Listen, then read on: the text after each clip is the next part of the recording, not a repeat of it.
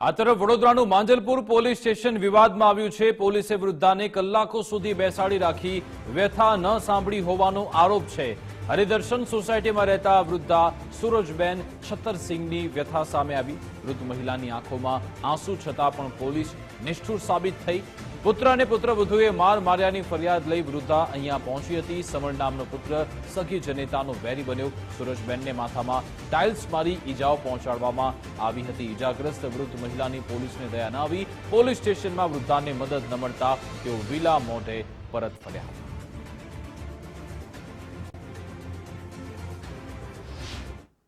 વડોદરા શહેરના મકરપુરા વિસ્તારમાં આવેલ હરિદર્શન સોસાયટીની અંદર એક વૃદ્ધ મહિલાને તેમના દીકરા અને જે પુત્રવધી હતી તેમના દ્વારા માર મારવામાં આવ્યો હતો।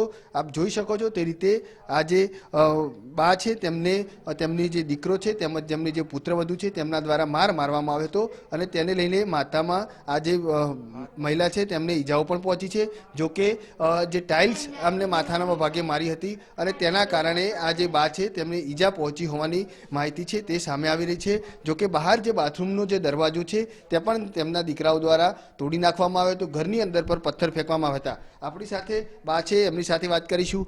શું કહેશો બા, શું નામ છે તમારું? સુરજબેન। શું થયું તું બા? કોણે માર્યું છે માથામાં? છોકરી છોકરાએ। કેમ માર્યું તું? આ મારવાનું કારણ શું હતું? એ નહીં રહેવાનું ફાવતું નહીં એટલે હું જની ગતે કરતો હતો આખો બધો ઘર બંધ તો હું કહું ઘર મેં ઘર ગંધાય ખરાબ ઉપર ધાબુ ગંધાય આટલું સાફ કર્યા તો ભગવાન બરકત પૂરે। મેં આવું કહું તમને મારવા આવે। કેમ મારવા આવતા હતા? કેમ મારવા આવતા હતા? કઈ જઈએ તો રખડવા એવું કહું આખો બધો જેના તો કહું ને તારું મારે આપણે સંડાસમાં જવું કોણ જવાનું? પહેલી વખત માર્યા કે દર વખતે આવું જ મારતા હતા? દાદા કેટલી વાર મારે કેટલી વાર સ્ટેશન આવી પોલીસ સ્ટેશન કોઈ વખત લેતા નતા પણ કાલે ત્યાં ભય આવ્યો ત્યાં કીધું એટલે અત્યારે આવ્યો। કેટલા દીકરાઓ છે તમારે? કેટલી દીકરીઓ છે? અહીંયા જ રાણ્યું તો કેટલા દીકરાઓ છે? કેટલી દીકરીઓ છે? બસ એક જ દીકરો અને એક દીકરી છે। એક દીકરી માર નાખી મરી જઈ। હા આ મરી જઈ આ દીકરી મરી ગઈ દીકરો મરી ગયો ભૂલાની મરી ગયો। હવે મેં એકલી હવે આ દીકરો છે અને એક દીકરી બસ। કાલે પોલીસ સ્ટેશન પણ ગયા હતા, પોલીસ વાળાએ શું કીધું? તમે ત્યાં ગયા હતા?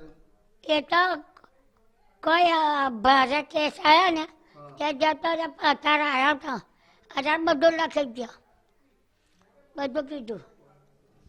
આ કોણે માર્યું તું બા? કેટલું વાગ્યું છે? આટલો થોડો ઘા પડ્યો લોહી દરદતી જાય તારે કેસ લીધો। શું વાગ્યું તું? શું વાગ્યું તું? પથ્થર ટાઇલ્સ મારી તું? આખું નામ ઢગલી ગયા। શું માનો છો બા? આવા દીકરાઓને શું સજા કરવી જોઈએ? છોકરી એમાં તો નાની છોકરી શું સજા કરવી જોઈએ? આવા છોકરાઓને શું સજા કરવી જોઈએ?